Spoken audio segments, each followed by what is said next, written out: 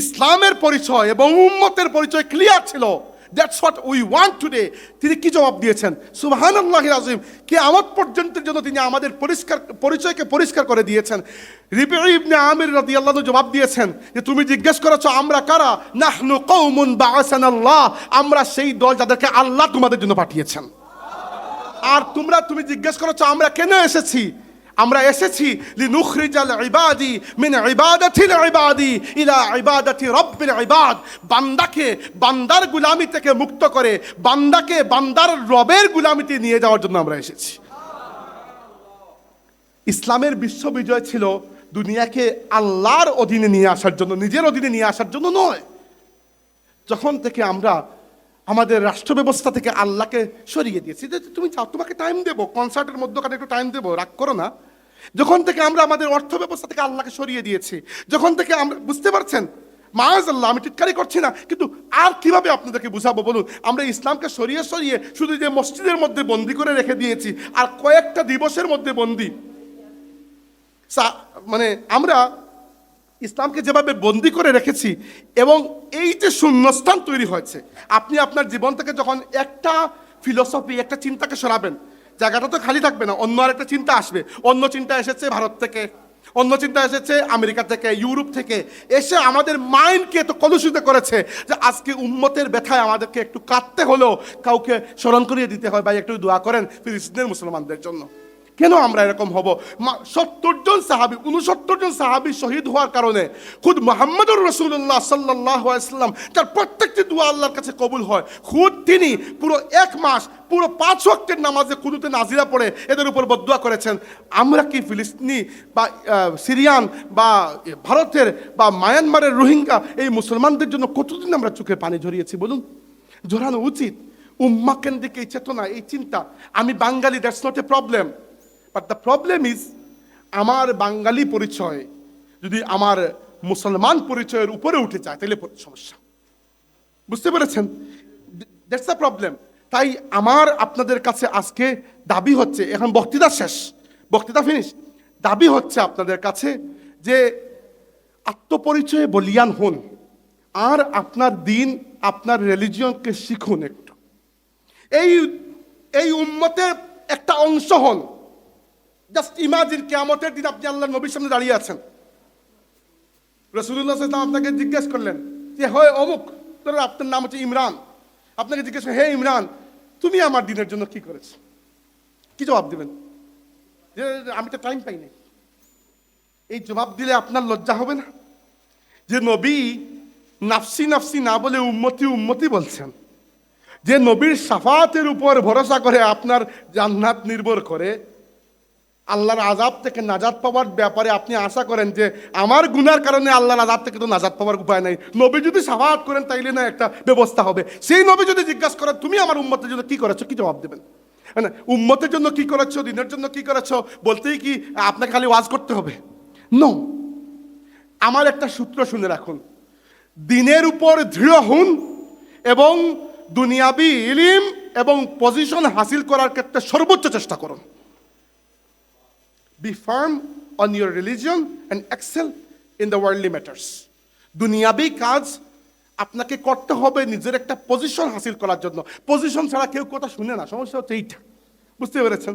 মাঝে মধ্যে আমরা এমনও অতিথিদেরকে নিয়ে আসি বিভিন্ন জায়গায় যে এদের খালি নামই ব্যবহার করি, আসলে এরা কথা টথা বলার বিশেষ।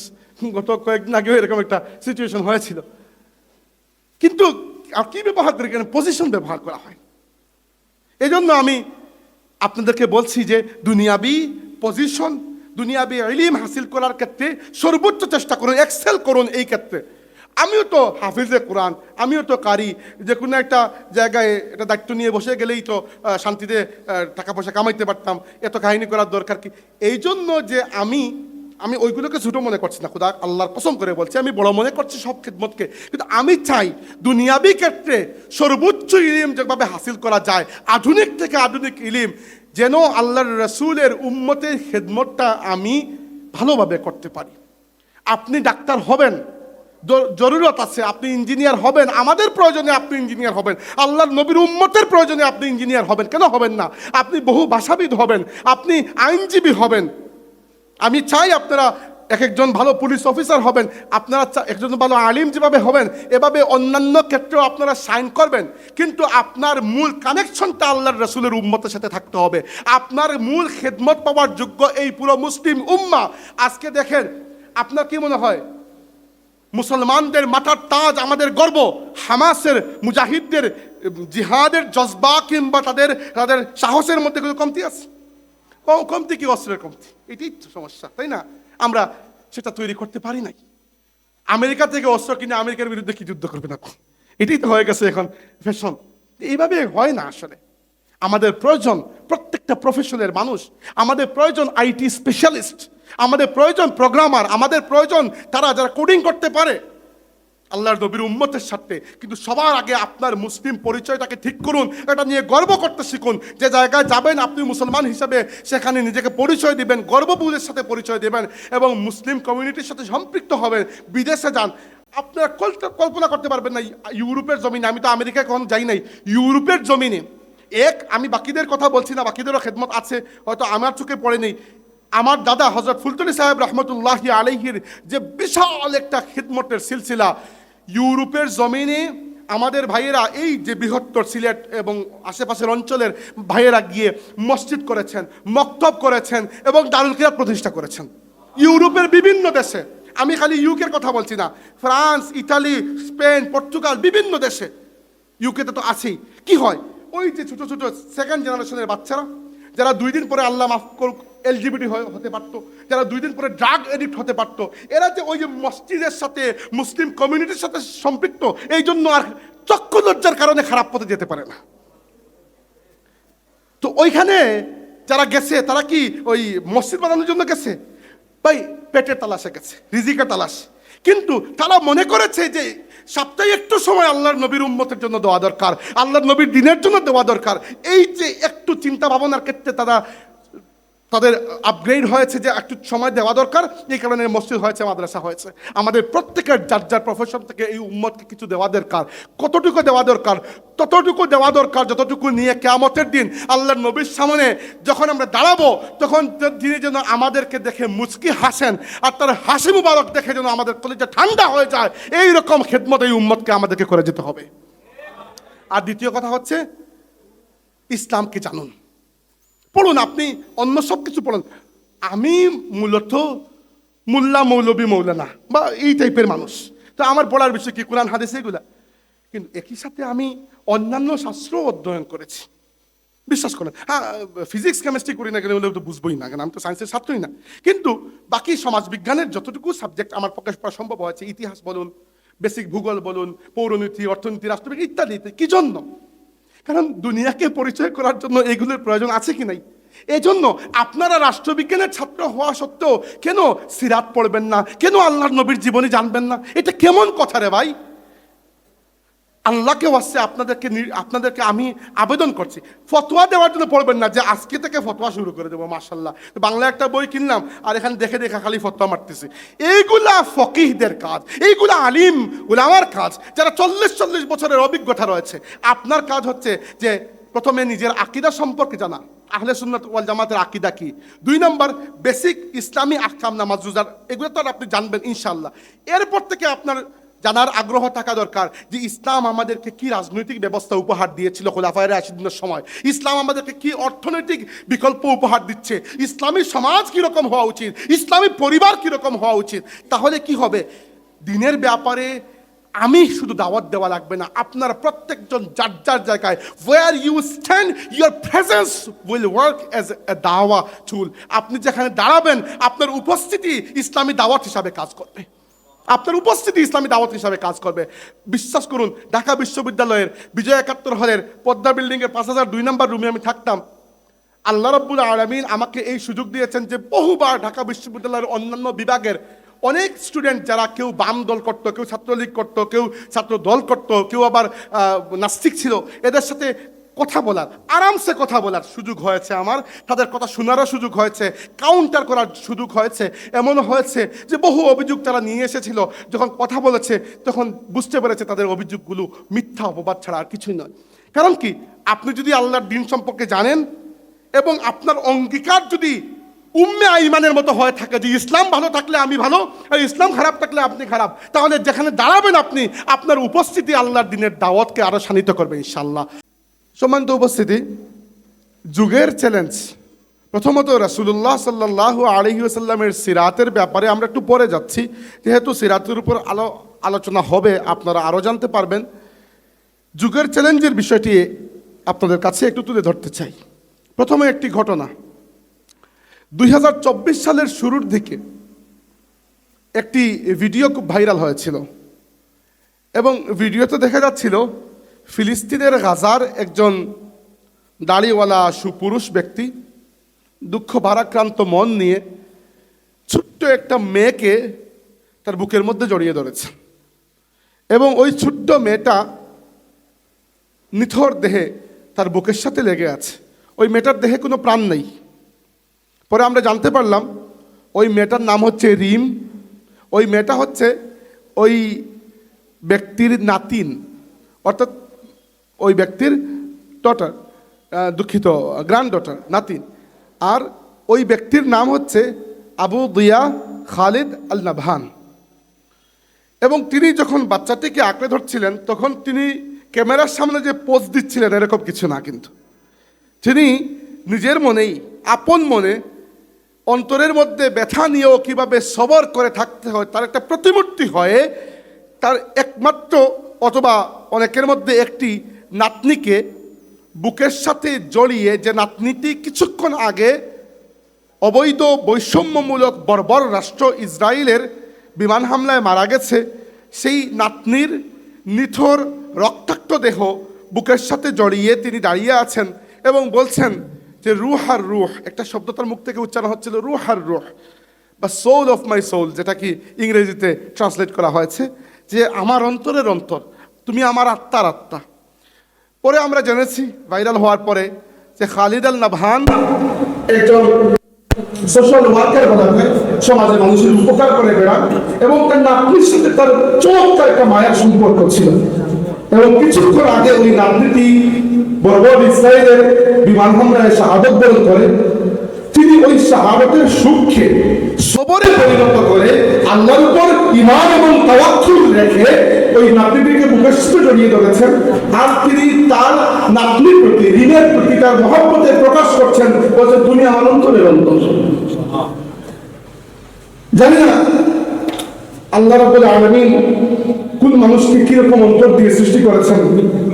সামান্যতম মানবিকতা যে মানুষের অন্তরে আছে, পৃথিবীর 800 কোটি মানুষের মধ্যে এরকম প্রত্যেকটা মানুষকে এই ভিডিওটি দাঁড়িয়ে দিয়েছে। এবং এরপর থেকে ওই ব্যক্তিকে CNN ইন্টারভিউ করেছে, খালিদ আল নাবহানকে, যার ডাকনাম হচ্ছে আবু দিয়া। দিয়া শব্দের অর্থ হচ্ছে আলো, লাইট। তার নাম হচ্ছে আবু দিয়া। তাকে ইন্টারভিউ করেছে CNN-এ, তিনি ইন্টারভিউ দিয়েছেন, আমরা দেখেছি। বা অন্যান্য ইসলামিক স্কলাররা তার ইন্টারভিউ নিয়েছেন যে কি করে বেড়াচ্ছেন আপনি, আপনার এখন জীবন কি। তিনি বলছেন যে আমার কাজ হচ্ছে বিভিন্ন রেফিউজি ক্যাম্পে যাওয়া, ইসরায়েলের হামলায় আহত হয়ে যারা ঘরবাড়ি ছেড়ে গাজার মুসলমানরা বিভিন্ন রিফিউজি ক্যাম্পে আশ্রয় নিয়েছেন, এখানে যাওয়া, ছোট শিশুদেরকে নিয়ে খেলা করা, এবং এদের মধ্যে আমার ঋণকে খুঁজে পাওয়া, এবং ওই সুখকে সবরে পরিণত করেছি আমি শিশুদের হাসির মাধ্যমে। যতগুলো বাচ্চাকে সহযোগিতা করা যায়, যতটা ফ্যামিলিকে তাদের বাচ্চাদের সাথে মিলানো যায়, এটাই আমার কাজ।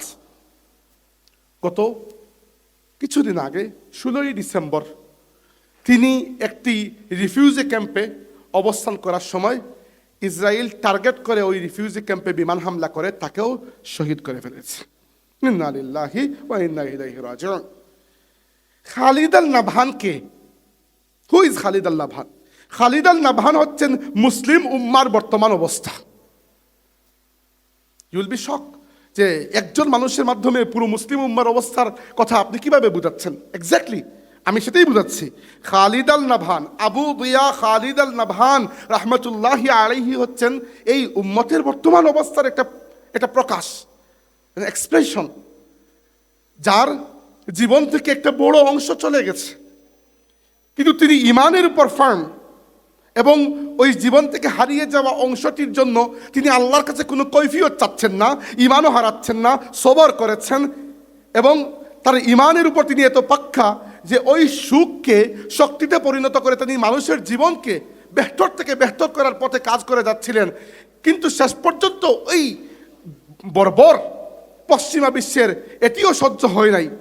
এবং আশ্চর্যের বিষয়, শুধু খালিদ আল নাবহান যে তার নাতনিকে বুকের সাথে জড়িয়ে রুহ আর রুহ বলছিলেন, ওই ভিডিও দেখে কমসে কম 100 মানুষ আমেরিকা ইসলাম কবুল করেছে, কমসে কম 100 মানুষ। গতকালকে আমেরিকার খুবই জনপ্রিয় একজন ইসলামিক স্কলারের বক্তব্য আমি শুনছিলাম এই ব্যাপারে। তিনি বলেছেন যে আমি অন্ততপক্ষে 20 জনকে শাহাদা পাঠ করিয়েছি। জিজ্ঞেস করেছি আপনারা কালিমা শাহাদা পাঠ করার কারণ কি? তারা একটাই বলেছেন, ওই যে আবু দিয়া তার নাতনিকে, মৃত নাতনিকে বুকের সাথে জড়িয়ে বলছিলেন রুহ আর রুহ। তখন আমরা চিন্তা করলাম যে কোন সে ফেইথ, কোন সে রিলিজিয়ন, কোন সে ধর্ম যেটি এরকম শক্তি মানুষকে দিতে পারে। খুঁজে দেখলাম ইসলাম। বাস, আমরা জীবনের স্বাদ পেয়ে গেছি, জীবনের আমাদের যা কিছু খুঁজার আমরা পেয়ে গেছি। খালিদ আল নাবহানের ডাকনাম হচ্ছে আবু দিয়া।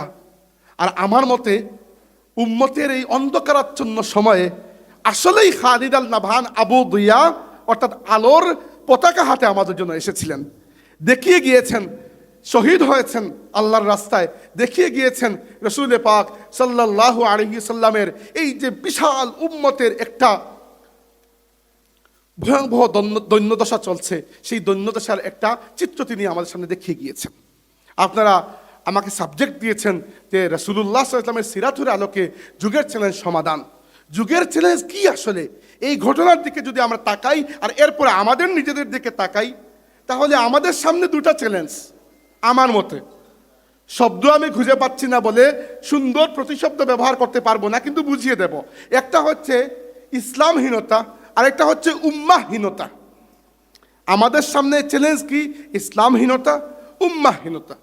প্রথমে আসেন ইসলামহীনতা। হীনতা মানে কি? কোনো কিছু ছাড়া ছেড়ে দেওয়া, কোনো কিছু ছাড়া কিছু করা। তো ইসলামহীনতা মানে বোঝাচ্ছি যে আমাদের মধ্যে ইসলাম নাই। আপনারা আটকে উঠবেন যে কিভাবে দাবি করলেন ইসলাম নাই, আমরা তো সবাই মুসলমান। দেখেন, ইসলামকে আমরা কতটুকু পর্যন্ত গ্রহণ করেছি? This N important question. আপনারা কি জানেন রাসূলুল্লাহ সাল্লাল্লাহু আলাইহি সাল্লামের আম্মা সাইয়্যিদা আমিনার একজন দাসী ছিলেন উম্মে আইমান। উম্মে আইমান রাসূলুল্লাহ সাল্লাল্লাহু আলাইহি সাল্লামকে বড় করেছেন, তিনিও আল্লাহর নবীর সাথে বড় হয়েছেন। ভুল বললাম, তিনি ইসলামের সাথে বড় হয়েছেন। তাকে যখন কেউ জিজ্ঞেস করতো উম্মে আইমান আপনি কেমন আছেন, তিনি জিজ্ঞেস করতেন ইসলাম কেমন আছে? ইসলাম ভালো থাকলে আমি ভালো আছি, ইসলাম খারাপ থাকলে আমি খারাপ। কমিটমেন্ট। এবং রাসূল পাক সাল্লাল্লাহু আলাইহি ওয়াসাল্লামকে তিনি চোখের সামনে বড় হতে দেখেছেন, চোখের সামনে পৌর বয়সে পৌঁছাতে দেখেছেন, এবং তার চোখের সামনে রাসূল পাক সাল্লাল্লাহু আলাইহি ওয়াসাল্লাম দুনিয়া থেকে বিদায় নিয়েছেন। এরপরে উম্মে আইমান রাদিয়াল্লাহু আনহা নিজের ঘরে অবস্থান করতেন। আবু বকর সিদ্দিক রাদিয়াল্লাহু আনহু, ওমর ইবনে খাত্তাব রাদিয়াল্লাহু আনহু এবং আনাস ইবনে মালিক রাদিয়াল্লাহু আনহু মাঝে মধ্যে উম্মে আইমানকে দেখতে যেতেন। যে রাসূলুল্লাহ সাল্লাল্লাহু আলাইহি ওয়াসাল্লাম উম্মে আইমানকে দেখতে যেতেন এবং আল্লাহর রাসূল উম্মে আইমানকে মা ডাকতেন। যদিও তার মায়ের দাসী, কিন্তু তিনি ডাকতেন মা। এজন্য যাকে আল্লাহর নবী মা ডাকতেন, খলিফারা তাকে দেখতে যেতেন। এবং উম্মে আইমানের অভ্যাস ছিল, একদিন একটা হাদিস এসেছে, সহিহ মুসলিমেও আছে, যে আনাস রাদিয়াল্লাহু আনহু বলছেন যে আমি আবু বকর এবং ওমর রাদিয়াল্লাহু আনহুমা উম্মে আইমানকে দেখতে গেলাম। খেয়াল করুন, উম্মে আইমানকে আমরা যখন সামনে দাঁড়ানো মাত্র তিনি কাঁদতে শুরু করলেন।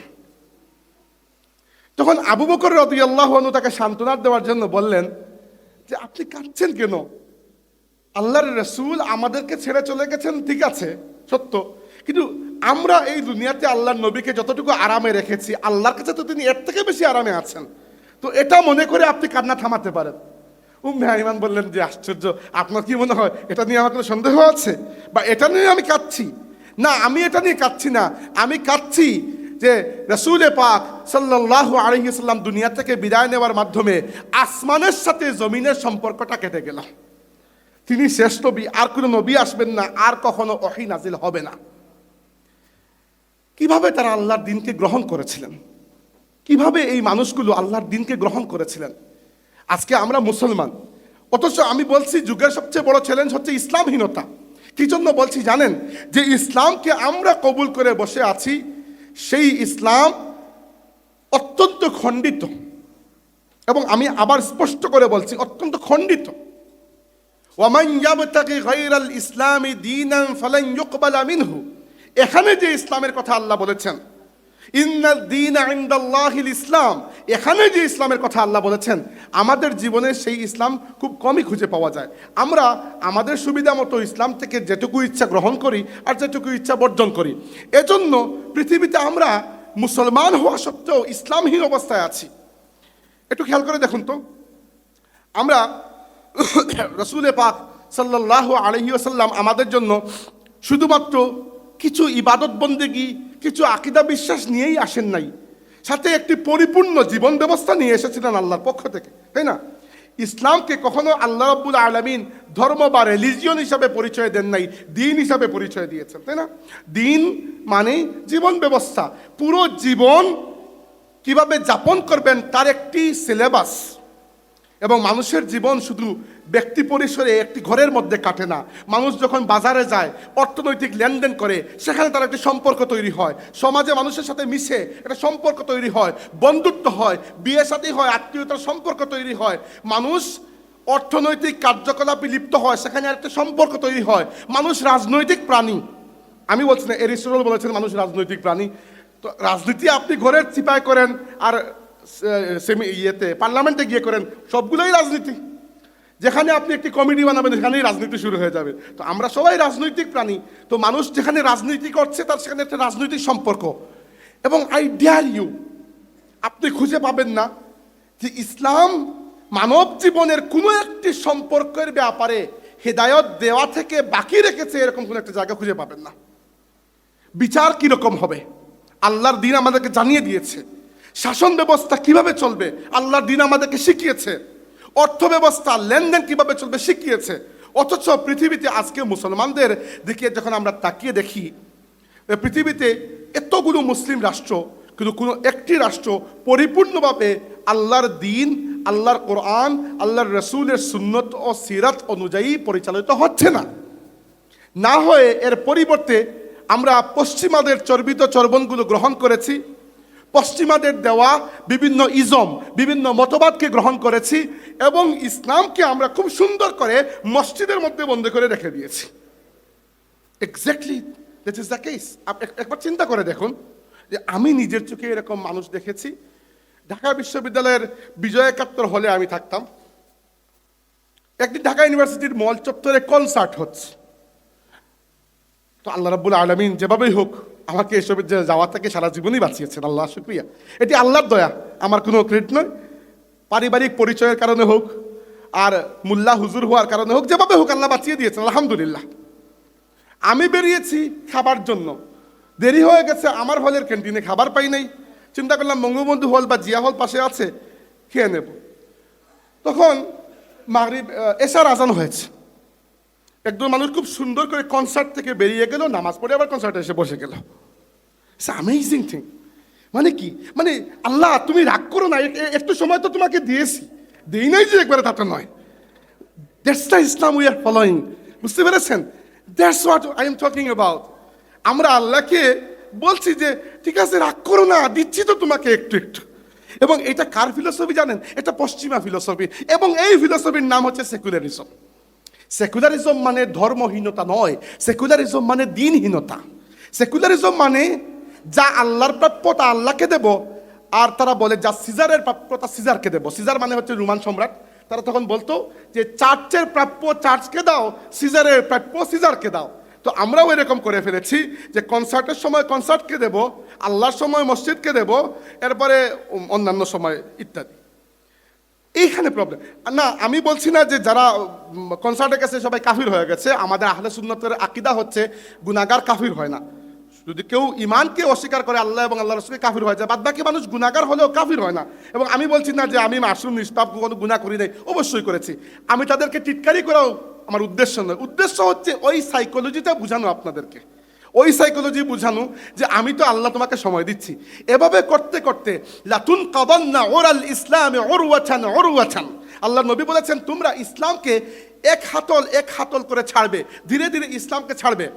কুল্লামান তাকাদাত উরওয়াতুন তাসাব্বাসান নাসু বিল্লাতি হিয়া তালিহা, যখন মানুষ ইসলামের একটা হাতল ছেড়ে দেবে তখন এর নিচেরটা ধরবে, এরপর ওইটা ছেড়ে দেবে, এর নিচেরটা ধরবে।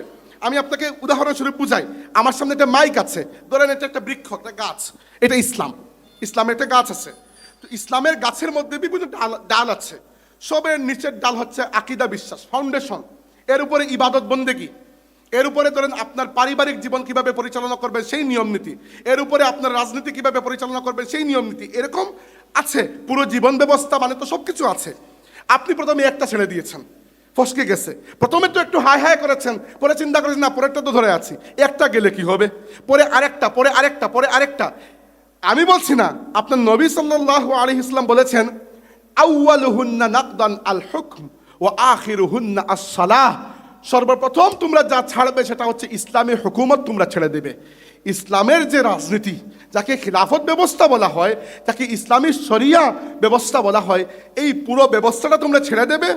এবং ছাড়তে ছাড়তে ওয়া আখিরুহুন্না আস-সালাহ, একবারে শেষে কিয়ামতের আগে গিয়ে নামাজটাও বাদ দিয়ে দিবে। নাউযুবিল্লাহি মিন যালিক। বুঝতে পেরেছেন? মানে ওই যে আমি তো এখনো 3 নম্বর লেভেলে আছি, এটা থেকে খুব খুশি হওয়ার কিছু নাই। 2 জেনারেশন পরে 3 থেকে 4-এ চলে যাবে, এরপরে 4 থেকে 5-এ, নিচের দিকে খালি নামতেছি আমরা। এই জন্য আমি ইসলামহীনতা বলেছি।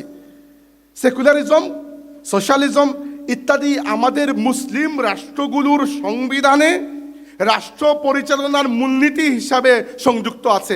আমাদের বাংলাদেশে, যেখানে আমরা গোলা ফাটিয়ে সারাদিন ওয়াজ করি, সেই বাংলাদেশের সংবিধানে বলা হয়েছে আমাদের বাংলাদেশ রাষ্ট্র পরিচালনার যে কয়েকটি মূল উসুল, আকীদা, নীতি, মৌলিক মূলনীতি, প্রিন্সিপাল আছে, ফাউন্ডেশনাল প্রিন্সিপাল। এর মধ্যে একটা হচ্ছে সেকুলারিজম, একটা হচ্ছে সোশ্যালিজম। আমাকে বলুন, একটা মুসলিম রাষ্ট্রে সেকুলারিজমকে আমরা এত মানুষ এত সহজে কিভাবে মেনে নিলাম? কারণ আমরা সেকুলারিজম সম্পর্কে কোনো চিন্তাই করি নাই, কারণ আমরা যুগের চ্যালেঞ্জ সম্পর্কে কোনো চিন্তাই করি না। আমাদের মতে হচ্ছে যে আমাদের এক পা তো অলরেডি আমরা জান্নাতে রেজিস্টার করে দিয়েছি, আরেক পা এই দুনিয়াতে আসে, মরলেই বেহেশতে চলে যাব। মানে দুনিয়াকে আমরা খেয়ালই করি না। আমাদের সবসময় চিন্তা ওই মেটাফিজিক্যাল যে একটা অ্যাবোর্ড আছে আমাদের, যে আছে কোনো মতে, এরপরে ফুস করে জান্নাতে উড়াল দিয়ে চলে যাব। কিন্তু সাহাবায়ে কেরাম, রাসূল পাক সাল্লাল্লাহু আলাইহি ওয়াসাল্লাম তো এভাবে জীবন কাটাননি।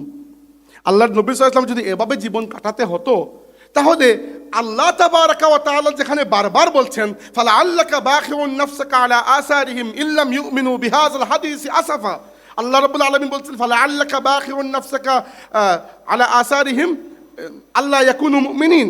বিভিন্ন আয়াতে আল্লাহ বলেছেন যে হে নবী, এই কাফিররা ঈমান আনলো না, এই কষ্টে কি আপনি নিজেকে শেষ করে দেবেন? মানে একজন মানুষকে ইসলাম বুঝানোর পরে ওই মানুষটা ইসলাম না কবুল করলে আল্লাহর রাসূল কি পরিমাণ মনের মধ্যে কষ্ট। আল্লাহ রাব্বুল আলামিন তার নবীর প্রতি মায়া দয়া দেখাচ্ছেন, ইয়া রাসূলুল্লাহ আপনার তো এখানে কোনো বিষয় না, কে করলো না করলো এর জন্য আমি আপনাকে জিজ্ঞেস করব না, আপনার দায়িত্ব আপনি আদায় করে নিন। তাহলে তো আল্লাহর নবী সাল্লাল্লাহু আলাইহি ওয়াসাল্লাম মোটামুটি জান বাঁচিয়ে মক্কা শরীফে যদি একটা সিস্টেমে দাওয়াত দিয়ে দিতেন, মক্কাও ছাড়া লাগতো না, মদিনায়ও আসা লাগতো না, বদরের জিহাদ, উহুদের জিহাদ, খন্দকের জিহাদ কিছুই তো করা লাগতো না, তাই না? কিন্তু তিনি শুধুমাত্র এই কয়েকটি বিষয় নিয়ে আসেন নাই। আল্লাহ রাব্বুল আলামিন তাকে বলেছেন হুয়াল্লাযী আরসালা রাসূলাহু বিল হুদা ওয়া দীনিল হাক্কি লিইয়ুযহিরাহু আলা দীনি কুল্লিহি। আল্লাহ তার রাসূলকে পাঠিয়েছেন, হিদায়ত সাথে দিয়েছেন এবং দিয়েছেন হক একটি দিন, ইসলাম। কি জন্য? লিইয়ুযহিরাহু আলা দীনি কুল্লিহি, যেন রাসূল ইসলামকে বাকি দুনিয়ার তামাম দিন, তামাম ধর্ম, তামাম মতবাদের উপর বিজয়ী করেন। আল্লাহর নবী সেই কাজ করতে গিয়ে কষ্ট করেছেন। পুরো সিরাতকে আমরা প্রথমেই যে ভুলটা করি সিরাত পড়ার সময়, আমরা মনে করি সিরাত হচ্ছে কয়েকটা কাহিনীর সমষ্টি। সবচেয়ে আশ্চর্যের বিষয় হচ্ছে আমাদের দাখিল আলিমে আমরা পড়েছি, আল্লাহ জানে আপনাদের সময় সিলেবাস কীরকম, এবং বিশ্ববিদ্যালয় পর্যায়েও আল্লাহর নবী সাল্লাল্লাহু আলাইহি ওয়াসাল্লামের সিরাত একটা পাঠ্য বই হিসাবে পড়া হয় এবং সিরাত থেকে গুরুত্বপূর্ণ প্রশ্ন আসে।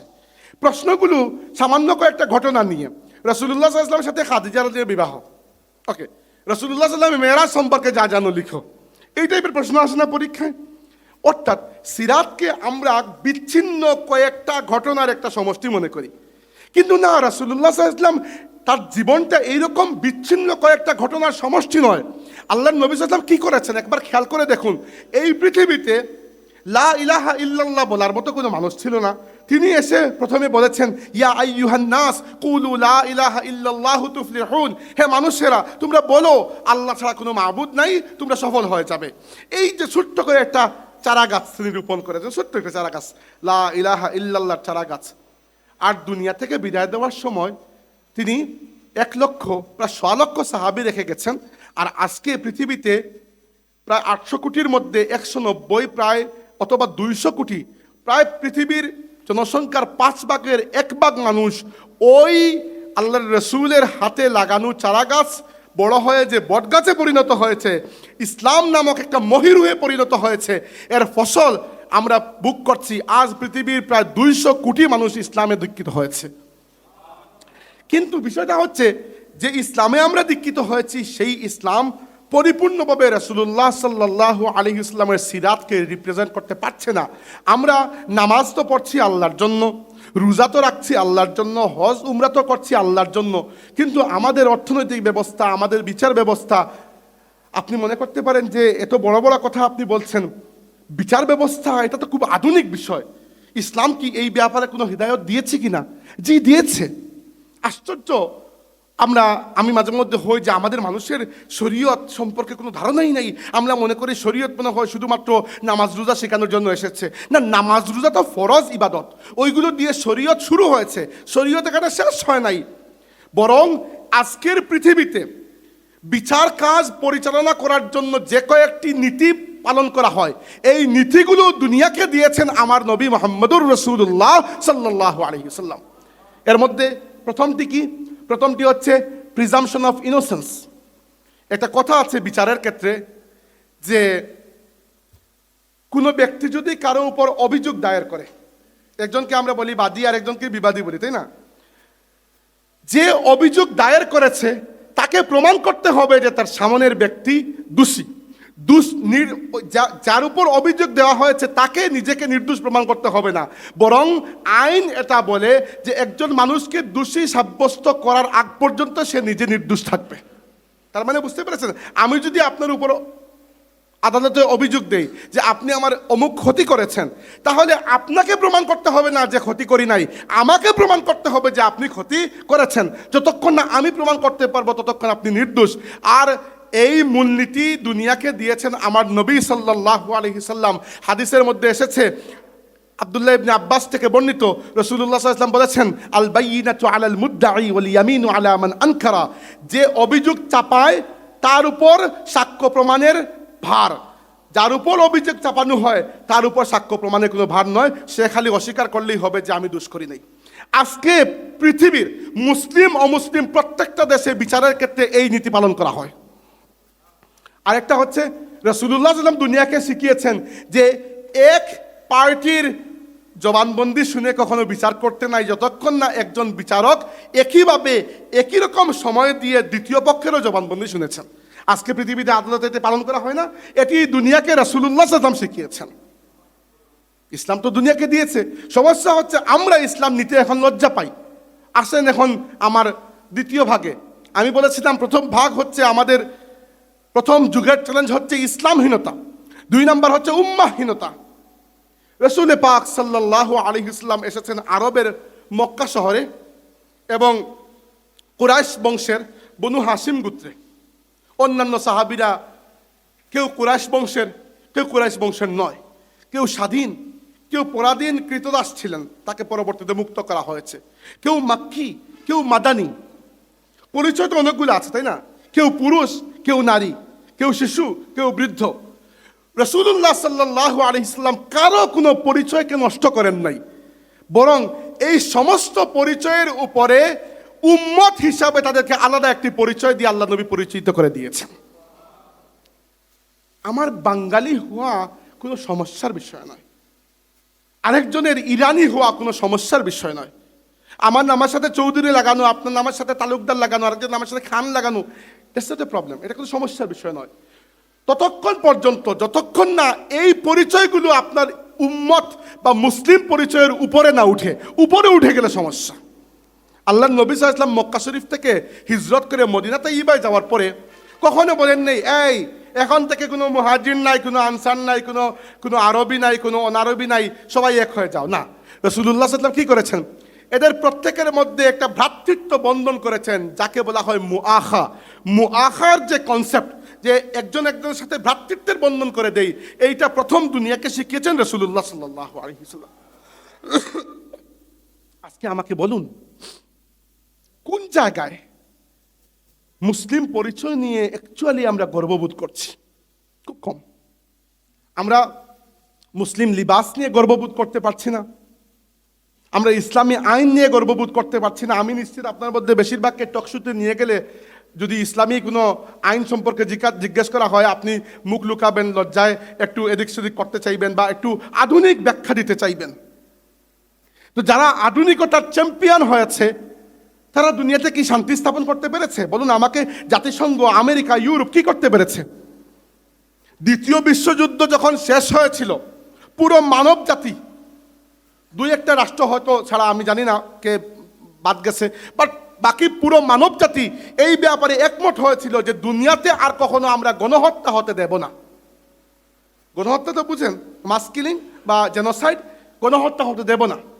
অথচ আজ 2024 সালের ডিসেম্বর মাস, প্রায় 1 বছর 2-2.5 মাসের মতো হতে চলল, সারা পৃথিবীর মানুষের সামনে, বিশ্ব মিডিয়ার চোখের নিচে, কানের নিচে, নাকের নিচে মুসলমানদের পবিত্র ভূমি আল কুদস এবং আশেপাশের পুরো ফিলিস্তিন এলাকায়, বিশেষ করে গাজা উপত্যকায় আমেরিকা এবং জাতিসংঘের সরাসরি মদদে, ইউরোপের সরাসরি মদদে বর্বর অত্যাচারী মালাউন রাষ্ট্র, মালাউন আমি নিজের মুখে বলছি না, আল্লাহ কোরআন শরীফে বলেছেন তাদেরকে মালাউন, একটি মালাউন রাষ্ট্র যে ভয়াবহ গণহত্যা চালিয়ে যাচ্ছে।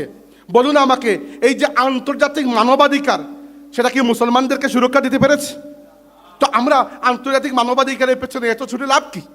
আমরা তো ইসলাম ছেড়ে দিলাম, যে না ইসলাম হচ্ছে পুরনো আর আন্তর্জাতিক মানবাধিকার হচ্ছে নতুন। ভালো জিনিস, পুরান নতুন বিয়ে করেছেন, পুরনো বউকে ছেড়ে দিয়েছেন আপনি, তাই না? লাভটা কি হলো আমাকে বলুন, লাভটা কি হলো? আমরা তো, আমাদের প্রাণের মূল্য তো তাদের কাছে 2 টাকারও দাম নাই। তো সিরিয়াতে যে ফেরাউন উপরে বসা ছিল, বাশার আল আসাদ, চলে গেছে, তাই না? ইদানিং প্রায় রাষ্ট্রপ্রধানরা চলে যায়, বাংলাদেশ থেকেও একজন চলে গেছে। এটা ভালো জিনিস অবশ্য না, এটা প্রমাণিত করে যে জুলুম করে বেশি দিন টিকে থাকা যাবে না। তো যারা চলে গেছে, আল্লাহ যেন তাদেরকে আর ফিরিয়ে নিয়ে না আসেন, এটাই আমাদের দোয়া। না, আমি মানে রাষ্ট্রবিজ্ঞানী বা রাজনৈতিক বিশ্লেষক নই, তাই এর চেয়ে বেশি কথা বলা সাজে না, কিন্তু এতটুকু আমার মনের খায়েশ বলে দিলাম। যেটি বলছিলাম, এই ফেরাউন যখন চলে গেল, এই ফেরাউনের হাতে এত বেশি সুন্নি মুসলমান শাহাদত বরণ করেছে, আমেরিকা ইসরায়েলের হাতেও এত বেশি সুন্নি মুসলমান শাহাদত বরণ করে নাই। এবং বাশার আল আসাদ শিয়া, আপনারা জানেন, শুধু শিয়া নয়, নুসাইরি শিয়া। নুসাইরি শিয়াদের ব্যাপারে শিয়াদেরও একমত যে এরা কাফির। শিয়াদের মধ্যে বিভিন্ন স্তর রয়েছে, জায়েদি, ইসনা আশারি, ইসমাইলি, এরপরে গিয়ে আসে নুসাইরি। নুসাইরিদের ব্যাপারে 2টা দলের ব্যাপারে পুরো উম্মত একমত যে এরা কাফির। একটা হচ্ছে কাদিয়ানি আর একটা হচ্ছে নুসাইরি। নুসাইরি হচ্ছে শিয়া, যারা এরা আলী রাদিয়াল্লাহুকে আল্লাহ মনে করে, নাউজুবিল্লাহ। তো এদেরকে ফ্রান্স এবং ইংরেজরা সুন্নিদের মাথার উপর চাপিয়ে দিয়ে গিয়েছিল, এবং এদের হাতে লক্ষখানিক মুসলমান, সুন্নি মুসলমান শহীদ হয়েছে, এবং কয়েক কোটির উপরে সিরিয়ান সুন্নি মুসলমান রিফিউজি হয়ে বিভিন্ন দেশে ছড়িয়ে পড়েছেন। এই ব্যক্তিকে ক্ষমতা থেকে সরানো হয়েছে। আশ্চর্যের বিষয় হচ্ছে যে এই ব্যক্তিকে যখন ক্ষমতা থেকে সরালো যারা, ধরেন বর্তমানে সিরিয়ার দায়িত্বশীল যারা সুন্নি মুসলমান যারা, এদেরকেও যে আমি খুব বড় আল্লাহর ওলি মনে করছি তা নয়, কিন্তু অ্যাটলিস্ট বাশারের থেকে তো ভালো। তো এখন বিবিসি, CNN এরা সবাই এদের ইন্টারভিউ নিচ্ছে, বর্তমানে যারা ক্ষমতায় আছেন, যারা বাশারকে সরিয়েছেন। তো কি জিজ্ঞেস করা উচিত ছিল যে সিরিয়া নিয়ে আপনাদের ভবিষ্যৎ চিন্তা কি, সিরিয়ার মানুষ কিভাবে মুক্তি পাবে, এরকম তো প্রশ্ন।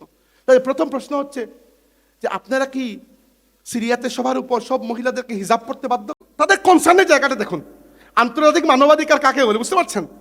তাদের আরেকটা প্রশ্ন, সিরিয়াতে কি আপনারা অ্যালকোহল, মদ নিষিদ্ধ করে দিবেন? লা হাওলা ওয়ালা কুওয়াতা ইল্লা বিল্লাহ।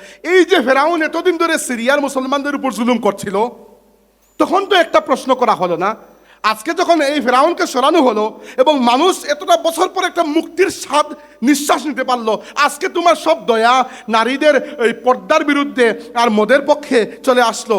এই হচ্ছে আন্তর্জাতিক রীতিনীতি, মানবাধিকার ইত্যাদির সারমর্ম। এরা এতটুকুই বুঝে, নইলে প্রত্যেকবার এই গত কয়েক মাসে কতবার জাতিসংঘে একটা রেজুলেশন উঠেছিল যে ইমিডিয়েটলি ফিলিস্তিনে হামলা বন্ধ হোক, ইসরায়েলের বর্বরতা বন্ধ হোক।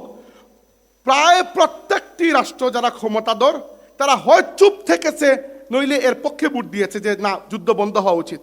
একমাত্র বিপক্ষে ভোট দিয়ে পুরো রেজলিউশনকে আটকে দিয়েছে আমেরিকা। অথচ আমেরিকা সারা পৃথিবীতে মানবাধিকার, সেকুলারিজম এগুলো চ্যাম্পিয়ন হয়। তো আমরা ইসলামকে ছেড়ে যে secularism, socialism, capitalism, communism, democracy, liberalism ইত্যাদি বিভিন্ন ইজম গ্রহণ করলাম, এগুলো আমাদের কত কিছু দিতে পারে নাই। একটা যুগ ছিল মুসলমানদের ব্যাপারে পুরো বিশ্ববাসীর মনের মধ্যে একটা শ্রদ্ধার বোধ ছিল। মুসলমানরা যখন আন্দালুসিয়ায় শাসন করতেন, বর্তমান ইউরোপের স্পেন এবং পর্তুগালের দক্ষিণ দিকের এলাকাটি, সেখানে মুসলমানদের যে ইউনিভার্সিটিগুলো ছিল সেই ইউনিভার্সিটিতে এসে ইউরোপের বিশেষ করে জার্মানি, ইতালি আর ফ্রান্স হচ্ছে স্পেনের পাশে, এই সকল এলাকা থেকে ছাত্ররা এসে লেখাপড়া করে। এরপরে মুসলিম ইউনিভার্সিটিগুলো থেকে শিক্ষা নিয়ে তারা ইউরোপে বিভিন্ন ধরনের আধুনিকতার আন্দোলন করেছে, রেনেসা, রেফরমেশন। এর মাধ্যমে ইউরোপ অন্ধকার যুগ থেকে আলোর যুগে উঠে এসেছে। আর আমরা আমাদের যে দিন আলো দিল দুনিয়াতে, সেই দিনকে ছেড়ে দিয়ে আমরা পশ্চিমাদের বিভিন্ন ইজমকে গ্রহণ করেছি। আমরা চিন্তা করেছি ইসলামের কোনো অর্থনীতি নাই, তাই আমরা কেউ পুঁজিবাদকে গ্রহণ করেছি অর্থনীতি হিসাবে, কেউ সমাজতন্ত্রকে গ্রহণ করেছি অর্থনীতি হিসাবে। আমরা চিন্তা করেছি ইসলামের কোনো রাজনীতি মনে হয় নাই, তাই আমরা কেউ গণতন্ত্রকে গ্রহণ করেছি, কেউ অন্য কোনো তন্ত্রকে গ্রহণ করেছি, কেউ স্বৈরাচারী হয়েছি, কেউ পারিবারিক তন্ত্র গ্রহণ করেছি। কি জন্য? কারণ আমরা ইসলামহীনতায় ভুগছি। স্বীকার করুন না করুন, আমি গ্যারান্টি দিয়ে বলছি এটাকে ইসলামহীনতা বলে। আমরা ইসলামের উপর বিশ্বাস করতে পারছি না যে ইসলামকে আমরা মানছি ওইটা আমার কালচারাল ইসলাম, আমার সুবিধায় যতটুকু আমার কাছে মনে হচ্ছে। হ্যাঁ, এর মধ্যেও ভালো খারাপ আছে, অনেক নেক মকবুল মানুষ আছেন, কিন্তু আমি কনসেপ্ট ফিলসফির দিক থেকে বলছি যে ইসলামকে, আরে এই পানি তো মহামসবুত, যে ইসলামকে আমরা গ্রহণ করেছি সেই ইসলাম পরিপূর্ণ রাসূলুল্লাহ সাল্লামের সিরাতের সাথে এলাইন করে না। অতএব আজকে তারুণ্যের এই সুন্দরতম সম্মেলন থেকে আপনাদের কাছে আমি অনুরোধ করছি, আল্লাহর শরীয়তকে, আপনার দিনকে পড়ুন, জানুন, এবং জানুন যে ইসলামের রাজনৈতিক ব্যবস্থা কীরকম ছিল, জানুন খুলাফায়ে রাশিদিনের রাজনীতি কীরকম ছিল, জানুন ইসলামের অর্থনীতি কীরকম, জানুন ইসলাম বর্তমান সুদী রক্তচোষা ব্যাংকিং ব্যবস্থার বিকল্প আর কিছু দিতে পারে কিনা জানুন। যদি বইপত্র খুঁজে না পান আমার সাথে যোগাযোগ করুন, আমি বলে দেবো আপনাকে। জানুন আল্লাহকেও আসছে, জেনে মানুষকে বলুন। তৃতীয়ত আপনি জানুন ইসলামের নিজস্ব সমাজ ব্যবস্থা কীরকম। আজকের সমাজ কীরকম হয়ে গেছে জানেন? এখনো বাংলাদেশে মনে হয় পুরোপুরি আসে নাই, কিন্তু ইউরোপের সমাজ তো এরকম, আমেরিকার সমাজ তো এরকম হয়ে গেছে যে কে পুরুষ কে নারী এই পরিচয়টাও ভুলে তারা ট্রান্সজেন্ডার এবং সমকামিতার দিকে এরকম ধাবিত হচ্ছে যে ছোটো ছোটো বাচ্চাদেরকে স্কুলে এই সকল বিষয় শেখানো হচ্ছে। আল্লাহ মাফ করুক, আমি নিশ্চিতভাবে বলতে পারি, যেহেতু আমার নবীর হাদিস রয়েছে যে তোমাদের জন্য একদিন থেকে আরেকদিন খারাপ আসবে, একদিন থেকে আরেকদিন খারাপ আসবে। আজ থেকে 10 বছর পরে বাংলাদেশেও এই সকল LGBT মুভমেন্ট চলে আসবে, আর বাংলাদেশেও দেখবেন যে আপনার বাচ্চার নামাজ রোজার ব্যাপারে আপনি এখন চিন্তা করছেন, পড়াশোনার ব্যাপারে চিন্তা করছেন, তখন চিন্তা করবেন আল্লাহ মাফ করুক, আল্লাহ মাফ করুক, তখন চিন্তা করবেন বাচ্চাটা সমকামী হয়ে যায় কিনা, নাউজুবিল্লাহ। এই ফিতনাগুলো আসছে, কিন্তু সতর্ক হন। এজন্য আল্লাহর রাসূলের সিরাত আমাদের জন্য উসওয়ায়ে হাসানা, উরওয়াতুল উসকা, মজবুতভাবে আঁকড়ে ধরার হাতিয়ার। মুহাম্মদুর রাসূলুল্লাহর উপর আমাদের ঈমান, তিনি আমাদের শাফিঈ। দুনিয়াতে আল্লাহকে চিনেছি আমরা তার মাধ্যমে। অতএব রাসূলুল্লাহ সাল্লাল্লাহু আলাইহি ওয়াসাল্লামের আনিত আদর্শ ছাড়া অন্য কোনো ইজমের মধ্যে আমাদের মুক্তি নাই। বাংলাদেশে স্বাধীনতার 53 বছর ধরে গণতন্ত্র চলতেছে, তো কি দেশের কি খুব ভালো অবস্থা হয়ে গেছে? না। দেখেন, মানে আমি শুধুমাত্র টিটকারি করার জন্য টিটকারি করছি না, ইসলামের পার্সপেক্টিভ থেকে এবং রাজনৈতিক পার্সপেক্টিভ থেকে আমি যখন মিলিয়ে দেখি, গণতন্ত্র, সেকুলারিজম অর্থাৎ ধর্মনিরপেক্ষতা সমাজতন্ত্র, এগুলো যেহেতু আমাদের সংবিধানে লেখা আছে, এগুলো কি দিল বাংলাদেশকে বলুন আমাকে? কি দিল? চুরের সাম্রাজ্য বানিয়ে দিয়েছে, ডাকাতের সাম্রাজ্য বানিয়ে দিয়েছে, এটাই তো করেছে। কিন্তু মুসলিম খিলাফতের একটা উদাহরণ শুধুমাত্র বলি, যে আমাদের মুসলিম খলিফা যারা, এদের বুকের মধ্যে এত পাঠা ছিল, এত সাহস ছিল, যে উমর ইবনে খাত্তাব রাদিয়াল্লাহু আনহু নিজে বলেছেন, মদিনায় বসে বলেছেন, যে ইরাকের ফুরাত নদীর কিনারায় যদি একটা কুকুর না খেয়ে মারা যায়, তার জন্য কিয়ামতের দিন আল্লাহর কাছে উমর দায়ী থাকবে। হাউ কনফিডেন্ট হি ওয়াজ! কতটুকু আত্মবিশ্বাস নিজের শাসনের উপর থাকলে তিনি কথা বলতে পারেন। এক ইরানি পার্সি মদিনায় এসেছে কি একটা কাজে, এসে খালি ঘুরছে এদিকে ওদিকে, মানুষ সাহাবীরা বলে কাকু খুঁজো, সে বলল যে আইনা মালিক হুকুম, তোমাদের রাজা কই? আমি ইরানের রাজার পক্ষ থেকে একটা বার্তা নিয়ে এসেছি, তোমাদের বাদশা কই? সাহাবীরা বলেন লাইসা লানা মালিকুন, আমাদের কোনো বাদশা নাই, আমাদের একজন আমির আছে, আমিরুল মুমিনিন। বলে ঠিক আছে, আমিরের প্রাসাদ কই? বলে প্রাসাদ তো নেই। ঠিক আছে, আমিরের অফিস কই? আমিরকে কই পাবো? তারা বলল যে আমাদের বাইতুল মাল থেকে কয়েকটা উট হারিয়ে গেছে, আমির ওগুলো খুঁজতে গেছে। ওই রাস্তায় চলে গেছেন, গিয়ে দেখো পাও কিনা। যাওয়ার পরে কড়া রোদের মধ্যে উট খুঁজতে খুঁজতে ক্লান্ত হয়ে আমিরুল মুমিনিন ওমর ইবনে খাত্তাব রাদিয়াল্লাহু আনহু ওই নিজের হাতের উপর এরকম মাথা রেখে এটা গাছের নিচে একটু সময় বিশ্রাম করছেন। ওই ইহুদি নয়, পার্সি মাজুসি ইরানি ব্যক্তি ওই জায়গায় দাঁড়িয়ে সাহাবীদেরকে উদ্দেশ্য করে, উমরকে উদ্দেশ্য করে দেখিয়ে ইঙ্গিত করে বলল যে তোমাদের আমির ইনসাফ করেছেন, এজন্য শান্তিতে ঘুমাতে পারছেন, আর আমাদের রাজা বাদশারা মানুষের রক্ত চুষে খায়, এজন্য অনেক প্রাচীর গেরা ফোর্টিফাইড প্রাসাদের মধ্যে থেকেও এদেরকে ভালো ঘুম হয় না, খালি টেনশন, কে না কে মেরে দিয়েছে। না, আমি বলছি না সবাই উমর ইবনে খাত্তাবের মতো হয়ে যাবেন, কারণ উমর ইবনে খাত্তাব তো ওই লেভেলে আমরা যেতে পারবো না। কিন্তু দুনিয়াতে উমর ইবনে খাত্তাবের পরেও মুসলমানরা এইরকম শাসন ব্যবস্থা, এরকম অর্থনীতি, এরকম সমাজ, এরকম আদর্শ পরিবার গঠন করে দেখিয়েছেন। পরিবারগুলোর দিকে তাকান না। শুনেছি ঢাকায় প্রত্যেক দিন 100 সামথিং অথবা কম বেশি হতে পারে, এক্স্যাক্টলি মনে নাই, কয়েকদিন আগে প্রথম আলো না কোন পত্রিকা দেখলাম অনলাইনে, প্রত্যেক দিন শখানিকের মতো ডিভোর্স হয়, তালাক হয়। আপনি কল্পনা করতে পারবেন ইসলামে পরিবার কতটুকু গুরুত্বপূর্ণ এবং ইসলামের স্বামী স্ত্রীর সম্পর্ক কতটুকু গুরুত্বপূর্ণ। You can not just imagine. আপনি পুরো মানব জাতির এই পর্যন্ত যাত্রাকে যদি আপনি মূল্যায়ন করেন, তাহলে মানব জাতি বাবা আদম থেকে নিয়ে ঈদম পর্যন্ত যতটুকু এসেছে, ওইখানে সবচেয়ে গুরুত্বপূর্ণ যে প্রতিষ্ঠান ছিল, ওই প্রতিষ্ঠানের নাম ছিল পরিবার, এখনো। আর ওই পরিবার প্রথাকে নষ্ট করার জন্য আজকে দুনিয়াতে কি ফিতনার অভাব আছে? পরিবারকে নষ্ট করার জন্য দুনিয়াতে ফিতনার অভাব নাই। তো আমরা লা ইসলামিয়াতে ভুগছি, আমরা ইসলামহীনতায় ভুগছি আজকে, একইভাবে উম্মাহীনতা। দেখুন ফিলিস্তিন, এরপরে সিরিয়া গেল, এর আগে তো আর হিসাব নাই। মানুষ কিছুটা আমার উপর বিরক্ত, আমি খালি এগুলোর কথা বলি, কি করব বলুন আমাকে?